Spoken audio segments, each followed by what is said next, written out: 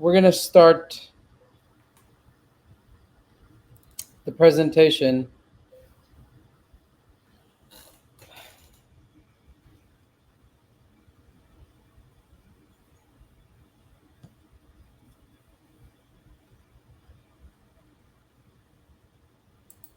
All right, so today we're going to walk through 5 steps to build a comprehensive outage planning and outage management process.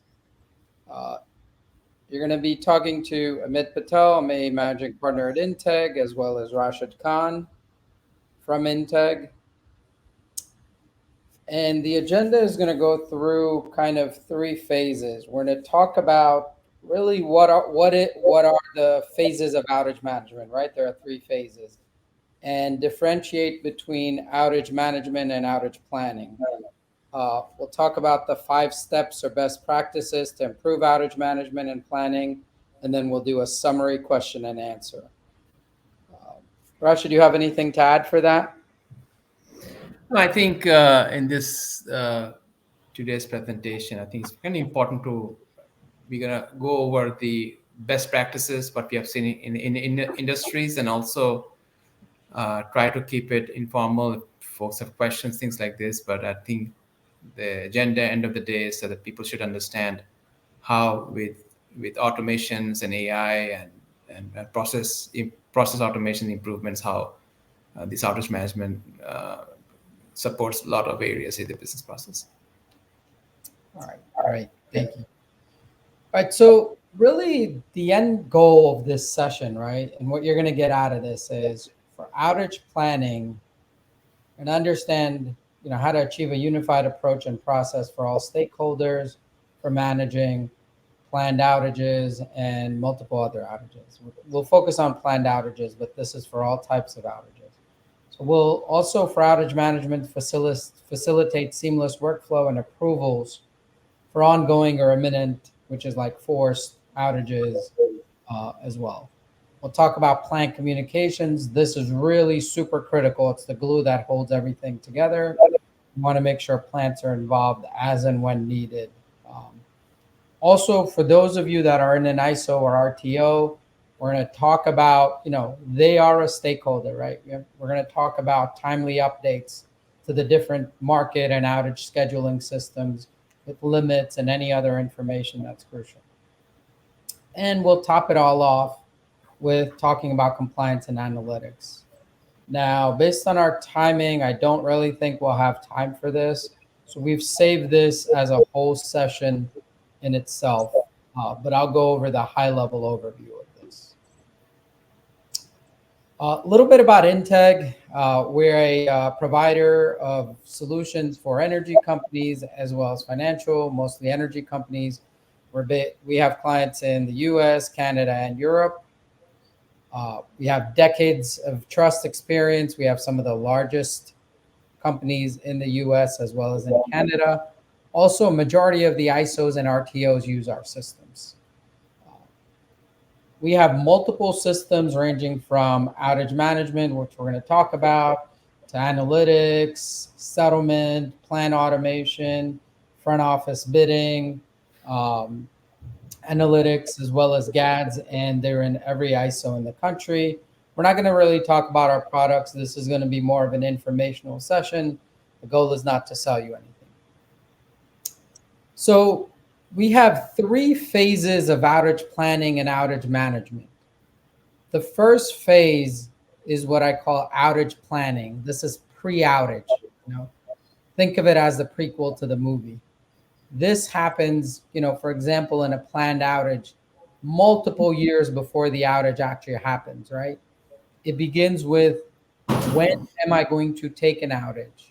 What do I need to take the outage for, right? When and what's the scope of the outage? And then you have other things, budgets, outage plan. And then you're going to have what's the actual outage, right? This is when it's happening. You're going to start the outage, communicate to the ISO. You have to update limits, do a bunch of other things. From the outage planning side, you may be updating the outage plan. And then from, real time and day ahead desk, you're going to be also ending an outage. And then once the outage ends, right, You have what's called the post outage, which often you're going to update your actual budget. You're going to update your outage plans. You're going to look at your analytics to say, hey, did we do what we needed to do? If not, how can we do it better?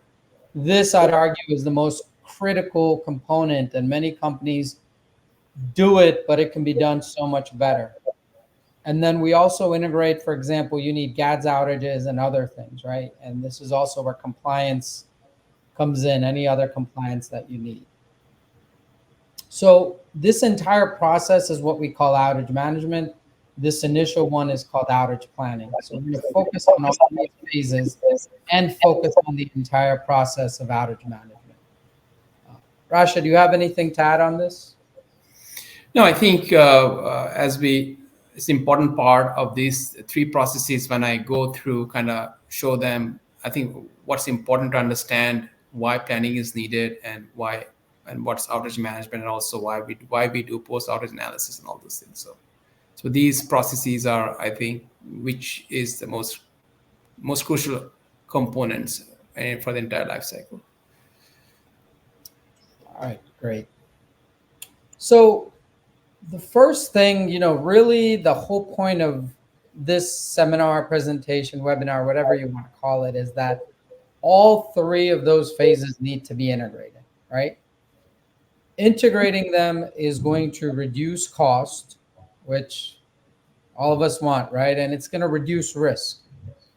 The other piece on top of that, we're going to build a process that gives you continuous improvement, right? So really the three benefits of, integrating all of these three phases and ensuring all the stakeholders, all their goals are met, right? What that's going to do is give us an efficient, productive process. It's going to reduce costs significantly. We've had clients where they were able to get rid of half of their reports and processes when they were able to integrate. So we've had other clients where it was a 70, 80% reduction in a lot of what they were doing because there was just so much duplication, and things went from taking, X amount of time to about 40% of the time overall. Number two, when these are integrated, you could also build in or you reduce risk because, your planned outage that was happening, now your day ahead, everybody knows what's going on, what's on deck, right? Even though it may not be officially on the books, everybody knows what's on deck. When that outage finishes, it becomes a GADS outage, right? All the stuff you need for compliance has been thought of ahead of time so that when compliance and other things happen, you have the data. And then once all those processes are done, you also have a process for continuous improvement that I'll walk you through. That's critical. So why do we ask, well, if that's what's important, why is it not integrated at most clients, right? Because we kind of have many masters that we have to serve, right? You have plant manager and operators, they just want to keep the unit running. If it's out, they want to get it back as quickly as possible. They need to know what's going on. You have engineering, which really is going to care about, hey, is this done properly? Which are the pieces that really need the outage or improvement? And you're going to have day ahead and real-time operations where they don't care so much about the engineering. They just care of talking with the ISO, and they want to know when things are happening because it affects daily operations when a unit goes down, right? So these guys also deal with limits, all of that. Then you're going to have the business and management. They're going to want everything to flow smoothly. Is it done? Is everything coordinated to reduce risk? Is everything coordinated to minimize costs, right? Then you're going to have the compliance folks. Are you making sure that you're doing everything properly? Are you making sure that, financial, ISO, regulatory, all those risks are taken care of? And then you may have an ISO or RTO that's a regulator in themselves that you have to send data to as well. So Rashed, I don't know if I missed anybody or anything you want to add here. No, I think you covered the important points in terms of making sure that when we have an outage life cycle, all of these actors, all of the processes or systems are we have to make all are integrated. So part of the concept is that when we have integrations, that they all talk the same language and they all see the same things, and that's very important for any kind of outage management process. Okay, great, thank you. So let's talk about an example of an integrated process, right? And before we start, we're going to have a timeline. And I'm going to use an example of a planned outage because this kind of shows how things differ over time, right? So assuming, we have an outage that kind of occurred in January that ended there, we're going to talk about the first step is even before January 2022, right? You're going to have some sort of predictive maintenance system. And in a lot of companies, frankly, this is just Excel. You can do much better than Excel, but Excel works. And in a future talk, we'll talk about how to build a proper predictive maintenance system, and we'll show you one of our systems. And these are not very complicated. They can be, but they don't need to be. So what this system does, it tells you two things: when to take an outage, and what are we going to fix? Are we fixing specific turbine components, specific generator components? Are we fixing valves? Different types of pieces that we're going to be fixing, right? So think of this as engineering and some sort of performance group. So let's just say 2 years out, they determine that, and this could be 5, 10 years out, by the way. I'm just saying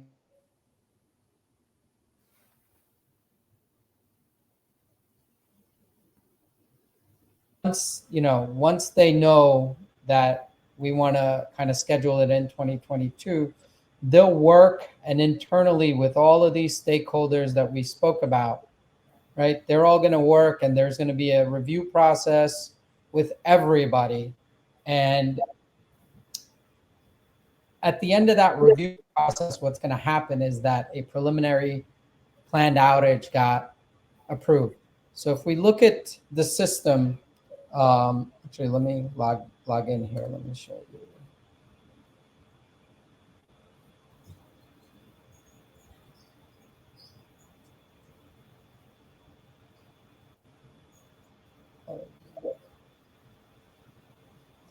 So if I go in, I can say, hey, I want to do a preliminary planned outage, right, for my unit America 1.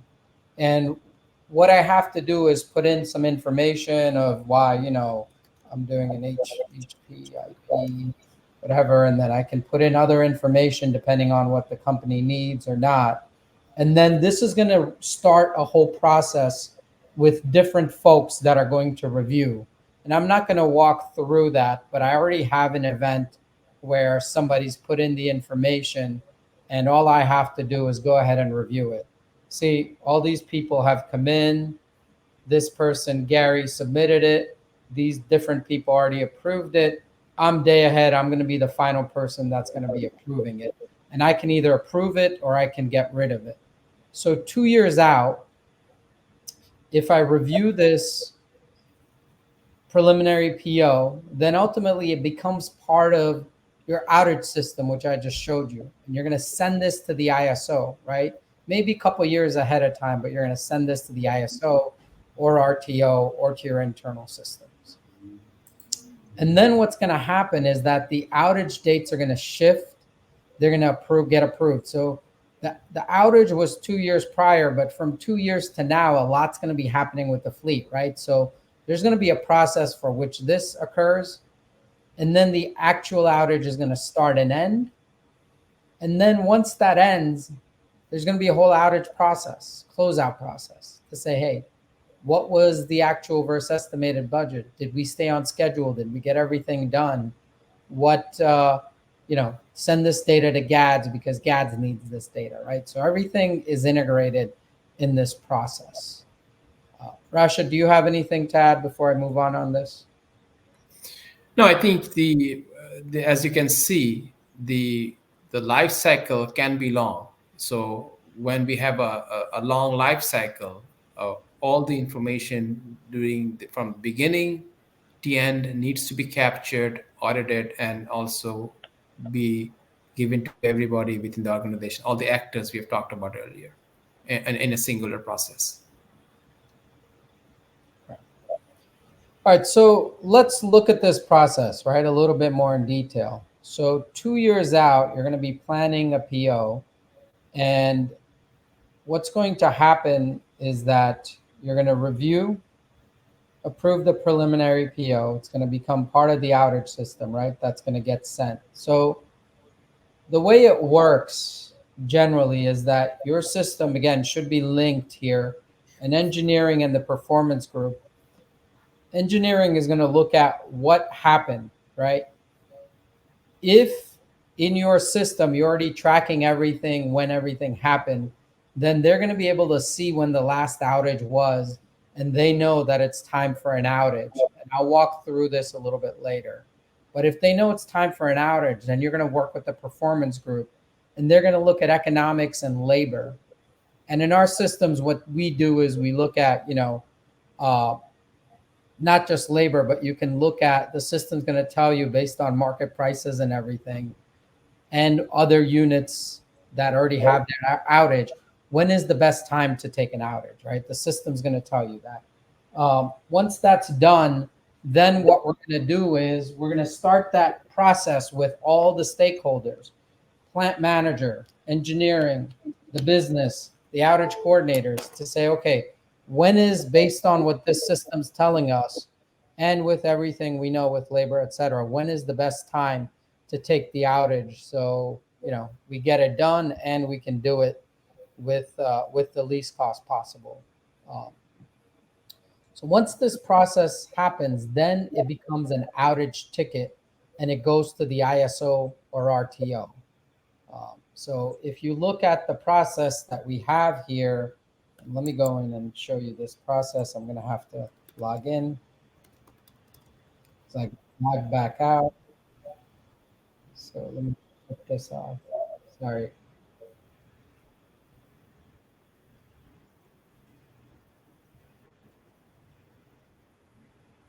So normally there's audible alarms for people because the system tells you exactly what to do. So what this is saying is that I'm day ahead. Everything has been approved, right? Now go ahead and submit this to the market. So as day ahead, I'm going to say, okay, I submit this. But now if I submit it, I may have to put in ISO codes or other things. The system works for multiple ISOs. Again, if you have multiple ISOs, the suggestion is that you can use one system, because you're going to have different desks and people can move from one desk to the other. It's simpler to have one system for all of this. So I put in my information. I have to put in some stuff for the ISO, and the ISO here in this case is PJM. They're going to respond with a message to say, hey, this is good or this is not good. If there's a validation, they'll go ahead and tell you that, hey, there's a validation. So once I'm done with that, then my system is already good to go, right? I don't have to do anything. This is the outage. All the information is there. And if I want to put an actual start, I can do that. I can go ahead and say, hey, this is the actual start. I have, and Rashed will go through this, the system calculates limits, any information on the ISO, any other activity that happened, starting with the guy, the person that actually requested the planned outage. And it has, Jacques LeBlanc, that's who I'm imitating right now. He's the day ahead coordinator who approved this thing. So as you can see, even 2 years out, there's a lot that happens, and you want that process to have, workflow and approvals, and also have every single thing logged. See, if I go in this system, I see every single thing that needs to be done, and I see every single activity, every single thing is logged that needed to be, because later for compliance, this makes it easy and simple. Everything's there. I don't have to do anything. I can automate it. So once that's done, now you're going to have a process where from the ticket being sent to the ISO to the actual start, remember, you have a fleet, you're going to have multiple outages. Things are going to be shifting. And you also want tools such as Gantt charts and everything to show you as things shift.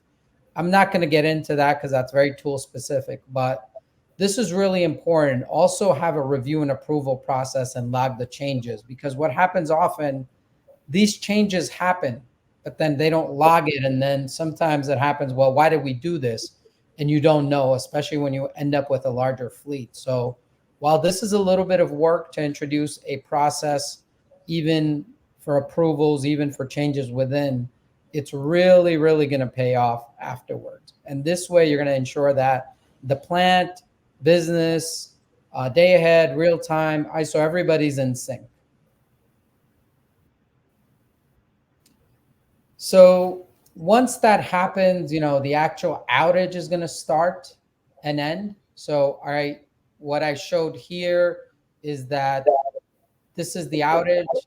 I'm going to go ahead and actually start it today. I can select a time, whatever it is, current time, and I can go ahead and start it.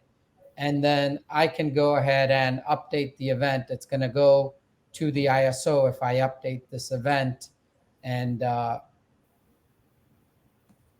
ISO is going to send back a message with information on that event.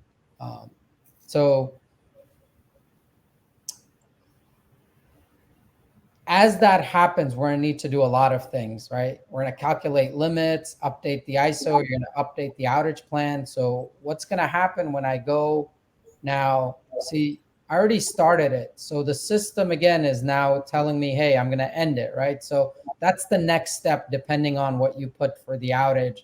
And if you look here, this end event is due in 2 months. So the system essentially tells people exactly what to do, when. And if you notice now, this is all my ISO information, but then I also have all my outage plan, all this other information, whatever was going on. This can all get filled in while the outage is happening, right? So the plant managers and operators can, or whoever needs to update the outage plan, real time can go ahead and update the event.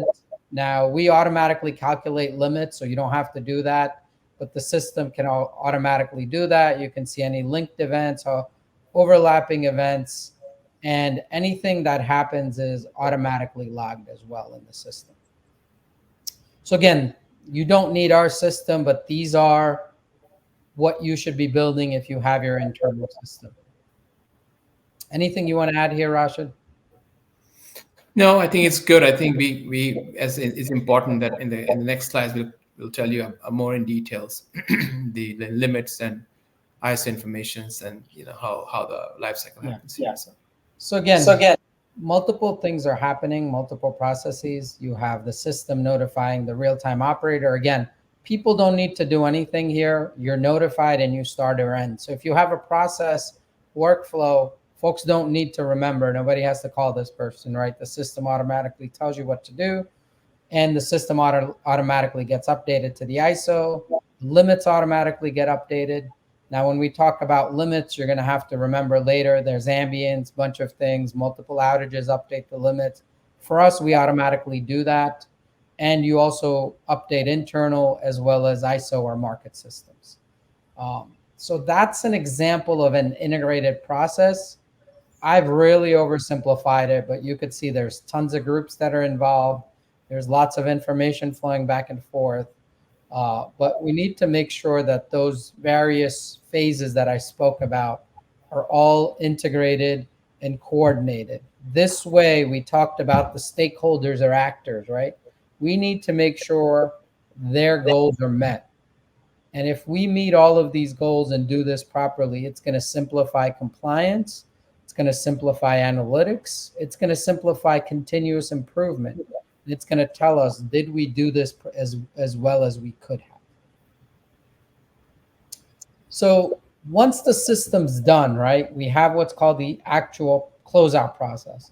That makes sure that, what the actual reverse estimate was. We do any documentation on root cause of things that happen. And we want everything to be, within one ticket. So if you look at this ticket, right, I have all of my information, and I'm going to have other information, right? I have outage plan. When the outage ends, I'm going to actually have something called a closeout report as well. So if I go ahead here and I actually end the outage early, right? And say, hey, I'm going to end it at 12:05, then the system's going to go in and it says, hey, you have to submit a closeout report, right? So it's going to remind somebody that, hey, you need to submit a closeout report. And this is going to be the information in the closeout report. Once they submit all of this information, right, this is the actual budget. There's more details. They can upload supporting files. They can upload comments. Once they submit this information,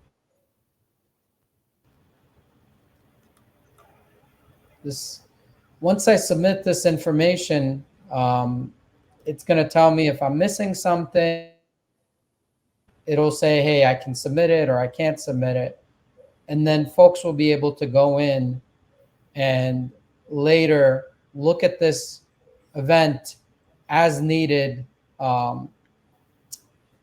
and perform analysis on it after the fact. So again, I can go ahead and look at this. I could look at the event, and I can look at, once the closeout's done, I can go ahead and do the outage closeout as well. So this is important. The other thing is that in most of our clients, what we've initiated is having NERC GADS events automatically created from those events. This has simplified and reduced errors probably by 90%, and it's streamlined time, price saving 50 to 70% of the time for the plants. All they have to do is look at the events and put in, make sure the cost codes and everything is okay. So this, again, we recommend is integrate the entire process all the way down to NERC GADS. And then at the end of it all, we're going to have what's called a review of the entire process for continuous improvement and for analytics. So what this looks like is multiple processes occurring after the outage end. You have your closeout reports, you have analytics and goal review, continuous improvement. We're sending data to GADS, and that gets sent to NERC or the ISO.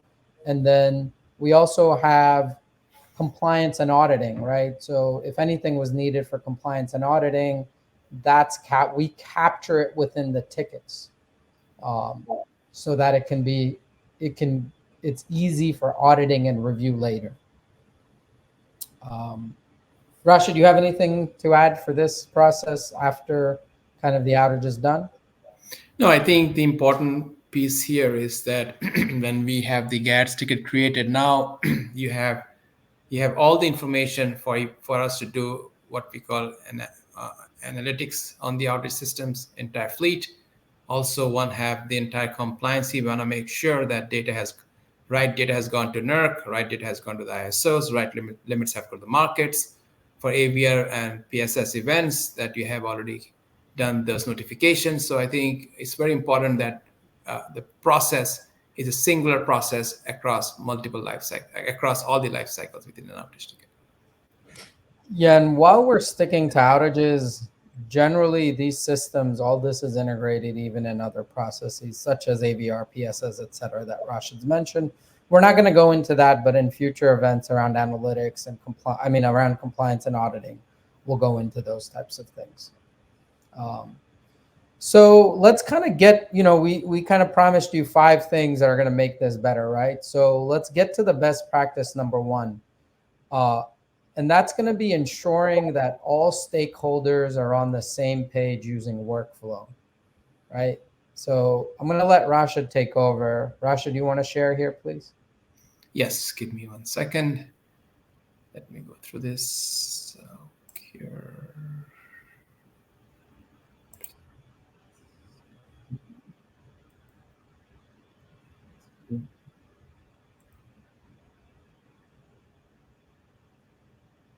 Can you see my screen or? Not yet. Did you hit present on the bottom? Yes. Let's see. Tab to share. Let's see. Okay, let's get it right now. Let me share the entire screen. Can you see? No? Yeah, that's fine. You can. You just have to move. Yeah. Sure. So one of the best practices for for us is that we want to make sure that all our actors are on the same page with workflows and approvals. It's very critical, meaning that you have an approval process which is also is an electronic approval process rather than having somebody sending an email or calling. And there is also a workflow where who approves, who gets notifications, which system gets updated during the different life cycles. So I'm going to take a very simple process here. Is I'm going to log in as an operator and a plant. This is America One operator, and I'm going to go ahead and request a maintenance outage, let's say next week. So the way we should be doing, again, I'm just showing my system, but the best practice is that if somebody from an operator comes here, chooses America One here as a unit, and then today's the 10th, let's say the individual wants to take an outage on the 15th and wants to take from the 15th to 16th, and they're saying that their capability is 0. They're having a full outage, and then they're saying that I have 0 capability during that time, and my reason is a test. So here what's happening is the plan operator is asking to go ahead and request that, and I'm going to take an outage. Now, for the simplicity of the demo, I have a single level approver. So you can have multiple level approvals. You can have somebody from here to engineering, to day head, to the then real-time desk. So once I do this as a create event, the event has been saved. That means the request has gone to somebody who is managing the desk, central desk. And here I am that individual who's managing the desk, and sees that I have a request came through. It's asking that I need to approve or cancel or reject a request from a plan operator. I can see that it's starting and ending in a week from now. I can click on it. Oh, I have to log in again. Sorry. Let me go back to my task monitor. So I'll go back as my approvers. So here, yeah. So I can see this is the event came through, and over here I can go ahead and say, okay, I want to go ahead and I approve the event or reject the event. So I have all the information the requester has asked for, and I see, yep, this is correct. The reason is given there. If I need to put additional information, I can. And if not, I would say that, you know what, this is a maintenance outage, which is starting, and I'm going to go ahead and approve. Once I approve this, of course, it may, depending on the unit, it may go to the ISO directly. It may update your NERC systems. It will update your market systems. Everything is integrated part of the workflow, or it will notify individuals who wants to get notifications for this outage. And I have approved it. It is say that, yep, this ISO has responded it. So in this example, what we showed is a simplicity of an approval and workflow. It's very important that in your systems that you have very important that you have workflow and approval process in your outage lifecycle. So that's one of the best practices we first talked about, to make sure that we have the workflow and approval within the process. The second thing is what we call as a task manager. The task manager is where the system tells users what to do next. So what we have here is as a task manager. Now, it's different. The reason is different is that as a user, I'm not going to go and try to figure out what outage needs to start, what outage needs to end. What's going to happen, our system should be smart enough to tell different users what task they need to perform. As you can see in the example, I have something upcoming, which is telling me that I need to start the event within 5 days, or I need to submit an outage plan, or over here it's saying that I was supposed to be closing out a report. So having what we call the systems telling us, and the systems and these logics can be done using simple logics, or you can have ML or AI part of it, which will look at different life cycles of the outage and kind of tells individuals. So each individual or the groups will have their monitor screen. Just think of this like a flight monitor. And they will see things popping up saying that, hey, you need to do this, or you need to approve this, or you need to start this. So in this example, if it's telling me that you need to start this, I can come over here. I can say that, yep, I need to start this event. I put an active start and it's done. So that's one of the, we talked about that it's important to have that you need to have a task manager which tells us what you need to do, whether an approve an outage, which I showed you that I've got an outage approval request. Can you start and end an outage? We also have approval parameter changes. Usually in our systems, you have unit parameters, your ramp rates, your capabilities. If somebody wants to change a system of record, they can go ahead and request a change, and the right approval would go ahead and approve it. And then you have acknowledge and notifications if there's some notifications coming up. So the other important piece is that we shows you how things work manually, meaning that you have a plan operator requesting it and somebody approving it. But nowadays we have solar assets, we have so many renewable assets, and even you may have a fleet of maybe 40, 50 plants. Things can also automate through Pi or SCADA systems. So here we are talking about real-time automations. An example could be your solar assets, which is going on and off, your wind assets. You will get a Pi signal, it initiates a workflow process, and then you can go ahead and go through the workflow process. So I'm gonna show you an example here. So just keep in mind, I am the desk here. This is my monitor screen looks like. I'm gonna go and initiate a Pi request just to mimic a Pi request. And suddenly you're gonna see a pop-up coming up saying that you have a breaker event came up from a Pi. Now, if I click on it, you can see multiple things. What it's telling me, there is a workflow defined for this. It's saying that, first of all, is the unit offline? I will confirm the unit operator. I said yes.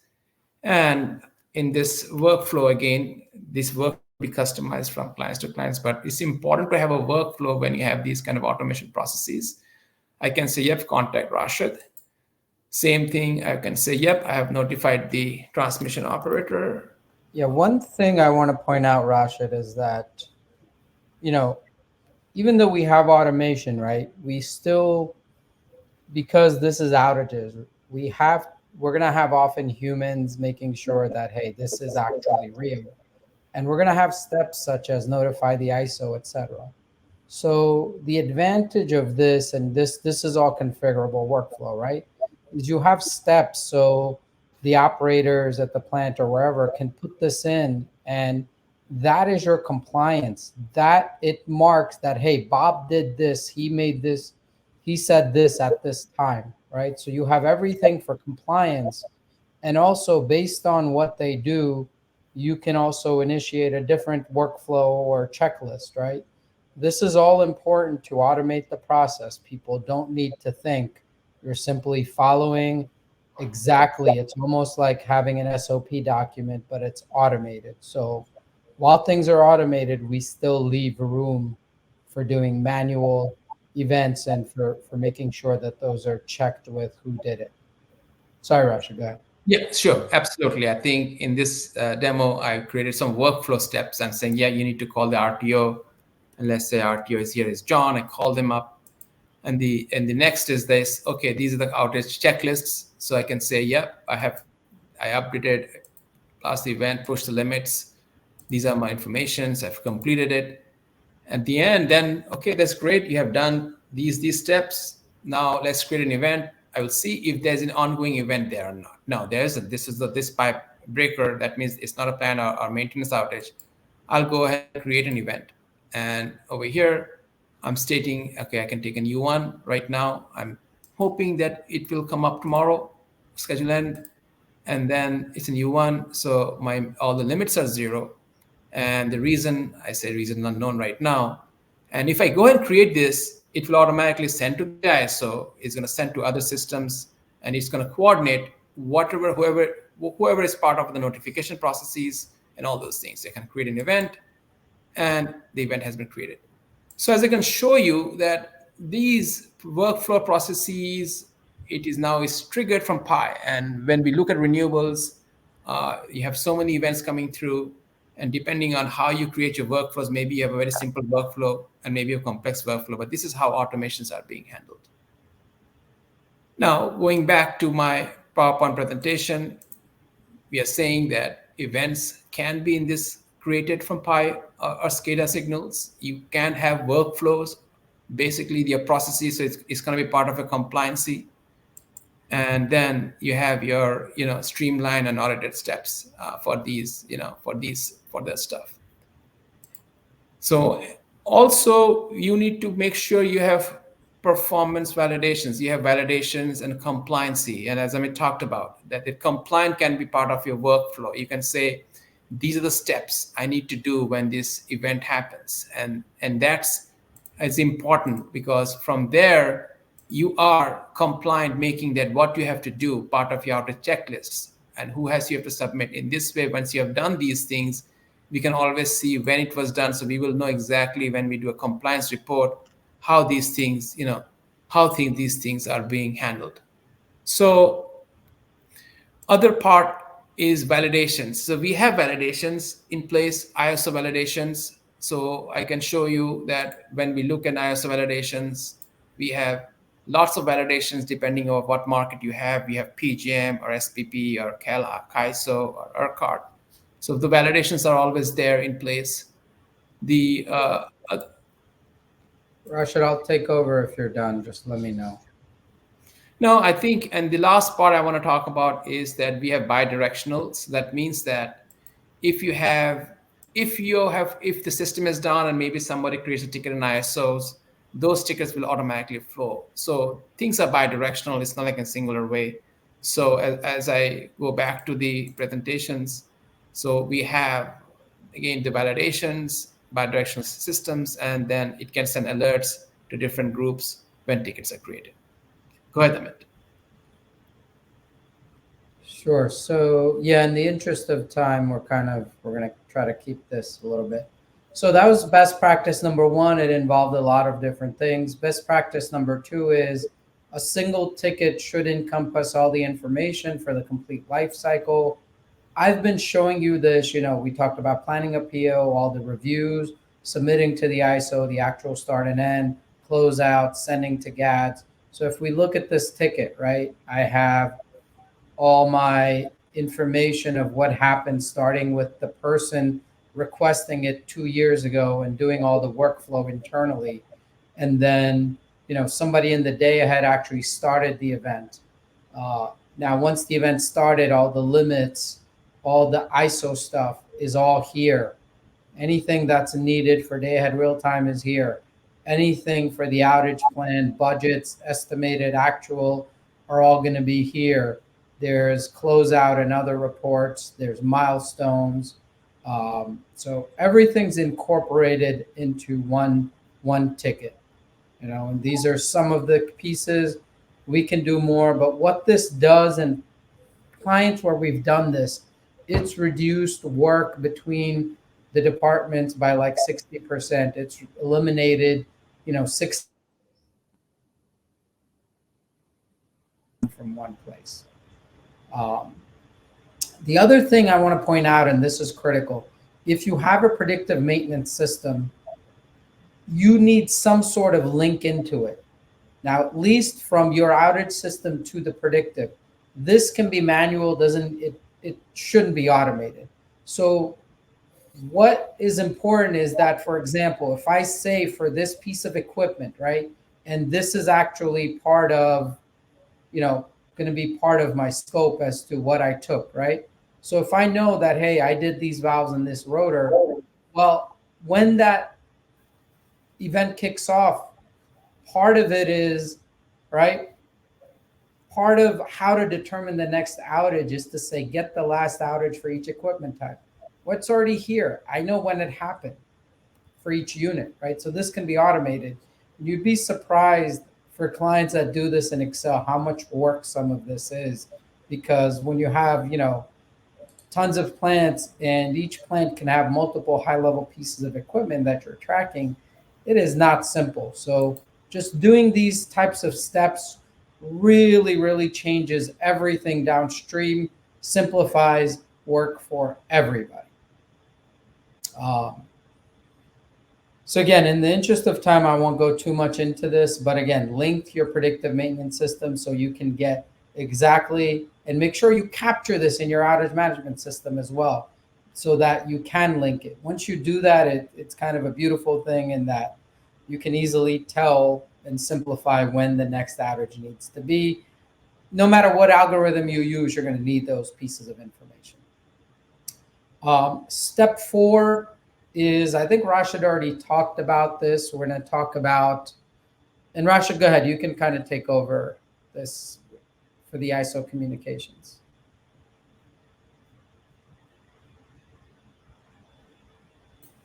So ISO communication. We talked about. I think I can quickly share is that, or we can talk about it, that it has bidirectional, meaning that when we are, let me just quickly share it.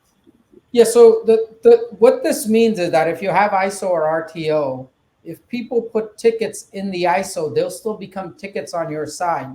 If you put tickets on your side, they'll go to the ISO. So it looks at the change logs and which one is the latest, and it updates accordingly. This is a lifesaver if somehow your internal system is down or something happens, right? For example, 2 years ago, there was all this domain issues where almost every utility experienced outages because of something going on. But the ISO systems were working, and for us, clients were just able to put their tickets in, and then as soon as everything was up on their side, the tickets flowed automatically. You didn't have to do anything. Because these are real-time systems, if you don't do this, it becomes a huge pain. Go ahead, Raj.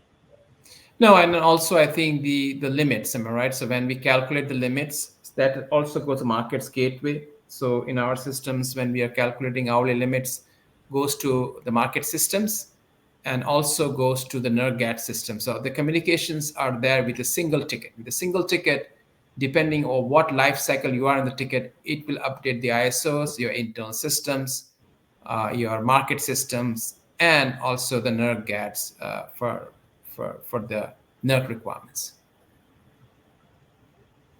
Correct. So then let's move to kind of the last best practice, right? Engage the plants and the plant managers. So you want to engage the plant folks. This should say engage the plant and plant managers. I apologize for that. But a few ways to do that is that have morning plan of day reports that are populated from your system. Try to use automated operator logs where possible. Use notifications. Tell plants what to do. They are super busy. They do not want yet another extra system to work on, right? So you have to be successful. You have to let them be in and out, get out quickly, do only what you want them to do, and then they're done. And then also give them comprehensive views, because if you share data between plants and the central desk and business management and share only what you want to share, it's going to make life much simpler. So go ahead, Rashed. Sure. So I think I can quickly show if I can get the whole thing working. Okay, let's see. Here we go. Share screen. So what Amit talked about was that we need to have what we call the plan of day report. So one of the things is important for us is if I look at this particular unit called ARL, and here what we are trying to, with the plant managers in the morning, want to make sure that they have all their limits, outage tickets, any kind of the unit statuses, any alarms, housekeeping, either from systems or they manually enter it, which can be seen by different folks in the morning, usually in the organizations. And usually these calls happen in the morning. So our systems generates all this information for the plants, and the plants approves it or adds additional informations. The Yeah, other part is this is critical to keeping everybody on the same page. Plants can input what they do, other groups, fuels, et cetera, can input their information, and the system auto populates limits, all of that, anything it can, and it can also provide warnings if it sees something or something happened with emissions or whatever it is. It can put all of that information automatically. So this saves a ton of time in the morning, especially if you have multiple plants, and it gives you one vehicle for all of the stakeholders to review, update, and work on. Now, I know companies have SharePoint and Excel and all of that, but just once this is put in, it simplifies all of that, reduces error and risk, because this only lets you see what you need to see, lets you update what you can update, and it automates the rest. Go ahead, Raj. sure. The other part is also what we call the operator logs. It's kind of important because when we are having these life cycle outage life cycles and components, we it should also auto log the informations into an operator log. So over here we can see if any breaker starts opens up, if a unit is offline, user can put the manual log entry. So these are plan operator logs or disk shift operator logs or desk operator logs. And these are fully integrated with systems or I would say each action of the systems so that you don't have to manually create your own log entry. So everything should be your log entry, your log book should be created as we go through, as Amit has shown, as different life cycles of your outage tickets. And that's important because this way your folks and plants can see what's happening, and usually they have the operator log and they can also manually enter any log entry they want in their systems like this. If I can come over here, I can say that, hey, I'm going to go ahead and create a log, and I'm just saying this is a test. I can create a test, and then they can also enter manual log entries.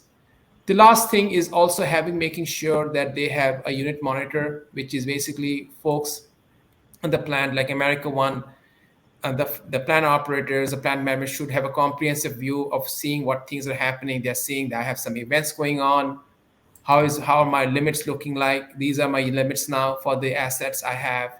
What kind of tasks do I have? What kind of logs I have? And at the end, what kind of parameters? The parameters are what drives the units, your ramp rates, your AGC rates, your startup profiles, operation modes, your peak parameters, and all those things. So these kind of tabs informations kind of tells them, and also the activities, what's happening today, who did what in your plans, in the systems.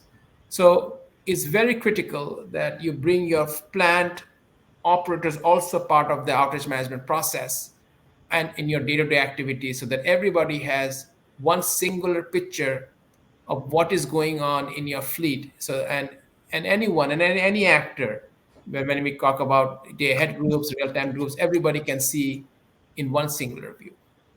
So Yes, that's a great thing, Rashed. Singular view of everything that's going on, and we give folks access to only what they can see. And really, that's again for your purposes. That's what you should be planning to do.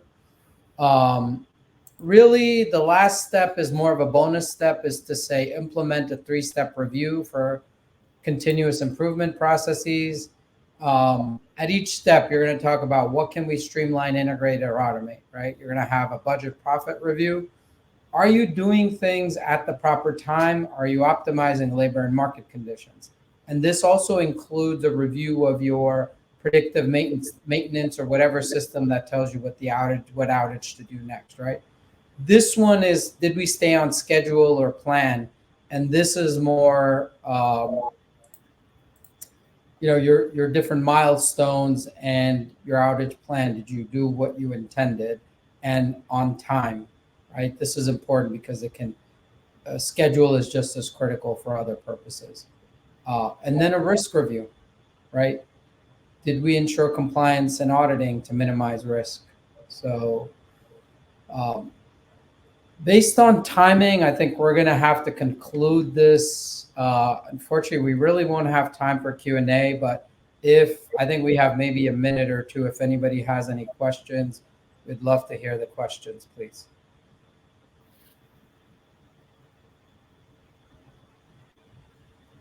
Any comments as well, just let us know. Also, if you have any questions, you can email us at spatel@integconsulting.com. If you have any questions,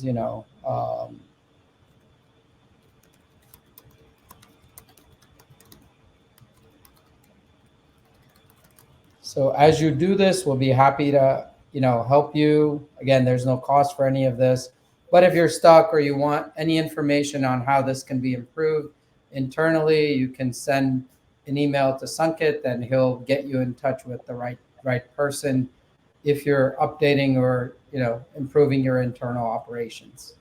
So thank you very much, everyone. Appreciated having everybody on. And look forward to speaking to everyone in future sessions. Thank you.